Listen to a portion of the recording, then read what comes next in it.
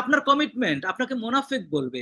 যে এই অধ্যাদেশে আপনি সংসদ প্লাজায় চিফ ইলেকশন কমিশনের কাছে শপথ নিলেন, সেই অধ্যাদেশের একটা অংশ, একই প্যারাগ্রাফের একটা অংশের লাস্ট অংশ আপনি অমান্য করলেন, তাহলে মানুষের কাছে মেসেজটা কি যাবে? ইলেকশনের আগে আমাদের যারা এখন সরকারে আছে, যারা বিরোধী দল আছে, সবাই কিন্তু ভারতের গিয়েছে এবং ভারতের হুম। সাথে কথাবার্তা বলে এসছে।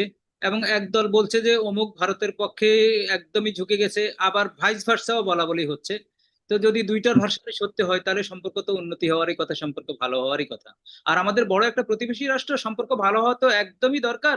যে এই সম্পর্কটা হবে মর্যাদার, জিয়াউর রহমান যেটা করে গিয়েছেন তালপট্টি দ্বীপে, আমরা তখন আরো ভালনারেবল।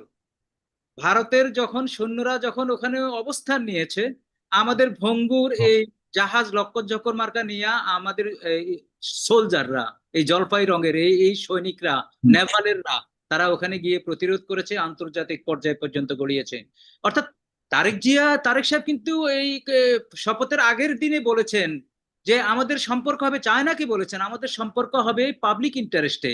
আমি যদি মনে করি যে কোনো বিষয়ে আমাদের জনগণের ইন্টারেস্ট এখানে রক্ষিত হবে, সংরক্ষিত হবে, ইন্টারেস্ট নিহিত, আমি সেখানে যাব। ডেট্রিমেন্টাল টু দ্য সিটিজেন, জনগণের জনগণের যেটা স্বার্থ রক্ষিত হবে না, সেখানে আমি যাব না। আর হুম। তারেক জিয়ারকে যে আমন্ত্রণ জানিয়েছে ভারত, আমি অ্যাবসলিউটলি আমি এটাকে স্বাগত জানাই। তারেক জিয়া যাবে, এটাও আমি স্বাগত জানাই।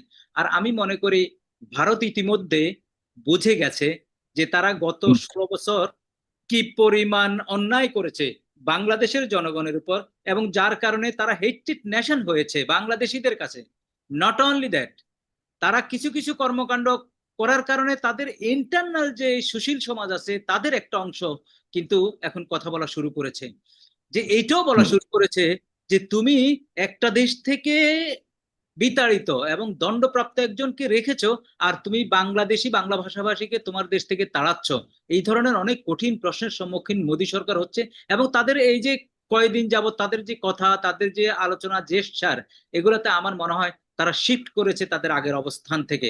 তবে বাংলাদেশে আপনি কি যারা কি সরকারে মনে করেন, আছে, মানে বাংলাদেশের নতুন সরকারের সাথে আগের বাংলাদেশে সবকিছু ভুলে গিয়ে, শেখ হাসিনার বিষয়টাকে ভুলে গিয়ে ভারত এই নতুন সরকারকে সমর্থন দিয়ে, সাপোর্ট দিয়ে সামনে এগিয়ে যাবার মতো অবস্থানে যাবে বলে মনে করেন ভারত? আমি মনে করি, কারণ ভারতের বিরাট একটা ব্যবসা ছিল, বিরাট একটা বাজার ছিল, বিরাট একটা আয়ের জায়গা ছিল। সুতরাং আমি হুম। মনে করি সেই আয়ের তার মানে কি জায়গা। আপনি মনে করেন শেখ হাসিনার ইরাককে সম্পূর্ণভাবে এখন ইরেজ করে দিবে ভারত?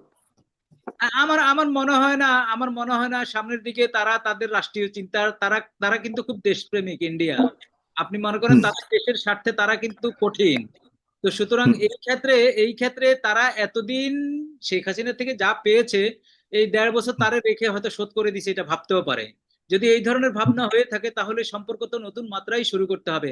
আর নতুন মাত্রায় ইন্ডিয়া নিজের থেকে শুরু করার একটা সম্ভাবনা আছে। আমাদের কূটনীতি কিভাবে হ্যান্ডেল করবে আমি জানি না, কারণ ইন্ডিয়া কিন্তু পৃথিবীর অনেক দেশ থেকে বিচ্ছিন্ন হয়ে গেছে, আপনার টকশোতে বলেছি। হুম। হুম। সুতরাং হুম। তারা হুম। কোণঠাসা অবস্থায় তারা কিন্তু গো ধরতে পারবে না। আপনি যখন নেগোসিয়েশনের টেবিলে বসবেন, আপনি যদি খুব আপার হ্যান্ডে থাকতে চান, আপনার অনেক কিছু ব্যারোমিটার আপনাকে সমর্থন করতে হবে। ইন্ডিয়ার ওই অবস্থা নাই। তবে তারেক সাহেবের উচিত হবে এমন আপনি কোনো। আইনজীবী বলেছেন, নিজেকে দাবি করেছেন, এখানে আইনের একটা বিশাল বিষয় রয়েছে যে যেটার অবশ্য ইয়ার বর্তমান সরকার, তারেক রহমানের সরকার বলেছে যে আমরা শেখ হাসিনাকে ফেরত চাইবো। সেখানে তো কোনো সহযোগিতা করবে বলে তো অনেকেই মনে করে না। শেখ হাসিনাকে কি আসলে আইনের প্রক্রিয়ায় তাকে ফেরানো সম্ভব হবে? সেখানে সহযোগিতা করবে ভারত? দেখেন, আমি একটা কথা বলি সবসময়, আমার মামলার হিয়ারিং এর সময়ও এটাই কিন্তু সবচেয়ে বড় ধরনের একটা ফ্যাক্টর এখন ভারত আর বাংলাদেশের মধ্যে, সবচেয়ে বড় নাম্বার ওয়ান ফ্যাক্টর। আমি বলি, ভেরি সিম্পল, আমাকে একটু 1-2 মিনিট দেবেন। আমি আমার মামলার ক্ষেত্রে বলি, অনেক সময় দেখা যায় যে এত পচা মামলা ব্যারিস্টার সারোয়ার আছে যে আমি নিজেই তো স্যাটিসফাইড না। বাট এমন এমন আর্গুমেন্ট চলে আসে, এমন এমন পয়েন্ট চলে আসে যে মামলা জিতে যায়। এটাকে আমি এভাবে বলি, টুমোরো ইজ ভেরি ডার্ক। এই ডার্ক টুমোরোতে আপনি লাইটেনিং করবেন, সেই সাহস নিয়ে আপনাকে এগোতে হবে। অর্থাৎ কালকে পররাষ্ট্রনীতি কি হবে, কালকে আমাদের ব্যবস্থাপনা কি হবে, এটার জন্য আমাদের যে প্রস্তুতির দরকার, সেই প্রস্তুতি বাংলাদেশের মানুষ এই ভোটের মাধ্যমে এই সংসদকে দিয়েছে। দেখেন, আমি জিয়াউর রহমানের কথাটা কেন আনি, একটা গরিব ভঙ্গুর দেশের রাষ্ট্রপ্রধান সারা পৃথিবীতে যে মর্যাদার আসীনে আসীন হয়েছিলেন, শুধু দেশের কথা ভেবে, দেশপ্রেম কথা ভেবে, এবং রাষ্ট্রনায়ক হিসাবে ভারতের চোখে চোখ রেখে কথা বলার কারণে। আবার বলি, এই শব্দটা আমি ব্যবহার করতেছি এই কারণে, অর্থাৎ ভারত মোড়লগিরি করবে আমার দেশে। জিয়াউর রহমানের কাছে ওইটা পাত্তা পায়নি, মাওলানা ভাসানীর কাছে পাত্তা পায়নি, এই দুইজন সবচেয়ে জনপ্রিয় বাংলাদেশে। ইভেন বঙ্গবন্ধু, এই যে শেখ মুজিব, উনি বাংলাদেশে এসে 10 দিনের মাথায় ভারতীয় সৈন্য যে প্রত্যাহার করার সাহস দেখিয়েছে, এগুলো কিন্তু আমাদের সামনে আছে। এবং এই সাহস দেখানোর কারণে এই কথাগুলো আমরা বারবার আনি, তাদেরকে ক্রেডিট দেই। তো সুতরাং আমি মনে করি ইভেন আওয়ামী রাজনীতির জন্য ভারত শেখ হাসিনার ব্যাপারে যে মনোভাব দীর্ঘদিন পোষণ করে গত 18-9 মাস যা পোষণ করতেছে, ওইটাতে শিফট হওয়া শুরু হয়েছে। আমি বলতেছি শিফট হবে, ফিউচার টেন্স ব্যবহার করতেছি না, শিফট হওয়া শুরু করতেছে। এবং এইটা যে এই যে তারেক সাহেবকে যে সপরিবারে দাওয়াত দেওয়া, অভিনন্দন জানানো, তাদের স্পিকার আসা, এটা গুড সাইন। এটা আপনি এটা মনে গুড করেন? সাইন ইন সাপোর্ট অফ বাংলাদেশ, নাকি ইন সাপোর্ট অফ ভারত, নাকি in support of both interest? কি মনে করে এখানেই সন্দেহটা? We have to wait, please we have to wait. হ্যাঁ, ওয়েট তো করবো ডেফিনেটলি। আর আরেকটা হলো যে আহ, ভারত এখন একটা বড় ফ্যাক্টর হয়ে আছে যে জুলাইয়ের সাথে আমাদের যে চেতনা, জুলাইয়ের যে একটা বড় ধরনের রক্তক্ষয়ী ইতিহাস আহ, কয়েক 1.5 বছর আগে হলো, এটার সাথে ভারতের একটা বড় ধরনের সম্পর্ক রয়েছে। এই জায়গাতে আসলে আগামী সরকার বা তারেক রহমানের সরকার জুলাইয়ের চেতনাকে কতটা সামনে এগিয়ে নিতে পারবে, এবং সেই অনুযায়ী ভারত কিন্তু জুলাইয়ের আন্দোলনের সময় আপনি জানেন যে একটা বড় ধরনের টার্গেটে ছিল। এখানে জেনজির একটা বড় ধরনের কন্ট্রিবিউশন রয়েছে এই পুরো পরিবর্তিত বর্তমান সরকারের, মানে পরিবর্তিত বাংলাদেশের মধ্যে। এই সবকিছু মিলিয়ে জুলাইয়ের চেতনাটাকেও কতটুকু ধারণ করতে পারবে সামনের সরকার? দেখেন, বিএনপির 31 দফা কিন্তু জুলাই সনদের ম্যাক্সিমাম 31 দফা। এগুলা এগুলা ওথ বাউন্ড ডিউটি আমরা বলি, আমরা আইনের ভাষা বলি ওথ বাউন্ড ডিউটি। সে এটা হুম। ডিক্লার করেছে এবং প্রমিস করেছে জাতির সামনে যে আমি এগুলা করব। জুলাই সনদে স্বাক্ষর করে প্রমিস করেছে যে না, আমি এটার থেকে বেরিয়ে আসবো না। হ্যাঁ ভোট, তারা বলছে হ্যাঁ ভোট দাও, কিন্তু যদিও তারা মাঝখানে ক্যাম্পেইন না ভোটের করার চেষ্টা করেছে, কিন্তু তারেক সাহেব সুস্পষ্ট করে হ্যাঁ ভোটে গিয়েছে। সবচেয়ে বড় আঘাতটা আজকে শপথ না নিয়ে মানুষের মনে কনফিউজ সৃষ্টি করে যেই ইনভাইটেশন করেছে বিএনপি, যে মানুষ মনে করতেছে তারা এটা বাস্তবায়ন করবে না, এবং তাদের 31 দফা যেগুলো আছে তারা বাস্তবায়ন করবে না, আজকে সেটা না করলেও পারতো।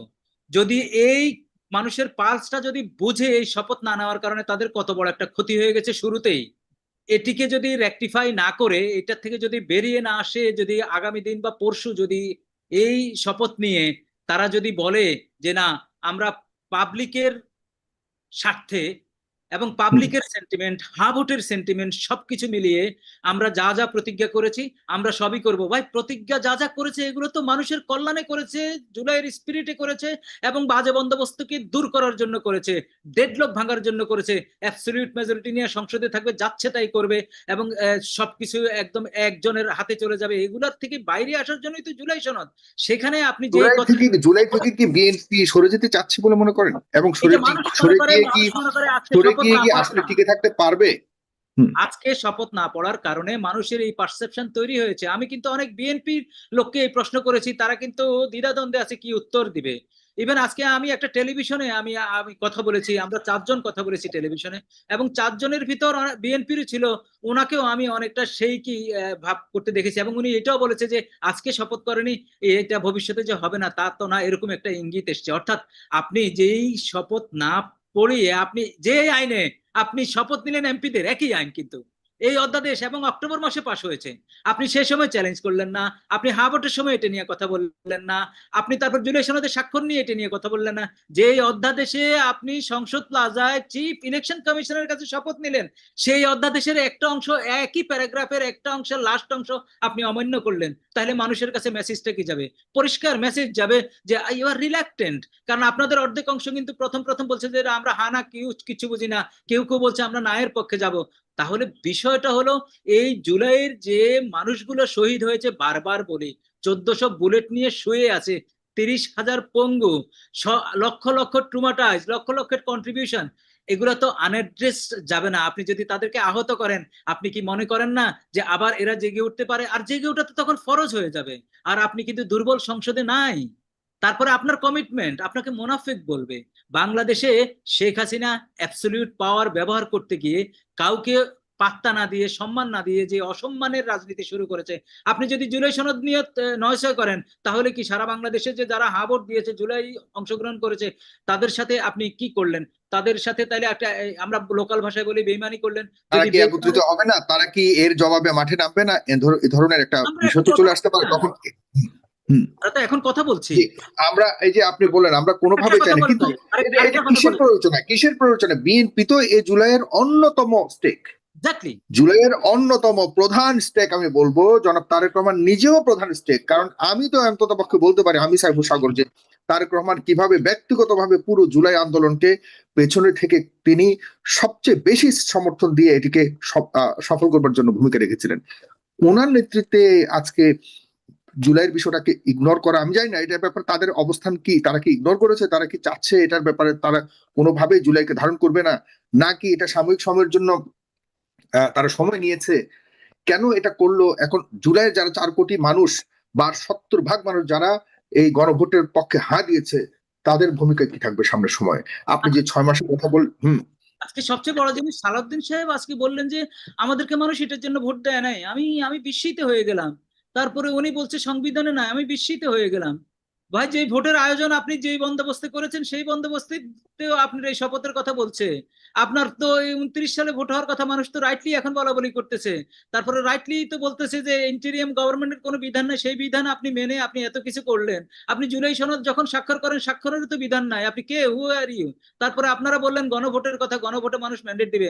তাহলে মানুষের ম্যান্ডেটের প্রতি যদি অশ্রদ্ধা আপনি শুরুতেই দেখানো শুরু করেন, বা মানুষ যদি ভাবতে শুরু করে যে এই সিগনেচার না করার কারণে যে এই সিগন্যালটা মানুষ যদি পায়, তাহলে শুরুতেই আমরা যাদের কাছে প্রত্যাশা করি একটি ভালো সরকার, আমরা যাদের কাছে প্রত্যাশা করি যে চাঁদা মুক্ত একটা সরকার, ফুটপাতে আমরা হাঁটবো এরকম একটা সরকার, দ্রব্যমূল্য নাগালে থাকবে এরকম একটা সরকার, থানায় গেলে এক কাপ চা পাবে বা সুন্দর একটা কথা পাবে এরকম একটা সরকার, শুরুতেই যদি আপনি এই হোঁচটটা দিয়ে দেন, তাহলে মানুষের কনফিডেন্স হারালে আপনি আপনি কিভাবে আপনি এই সরকার চালাবেন? আর বিএনপি কিন্তু তাদের সামনে একটা ডিজাস্টার আছে।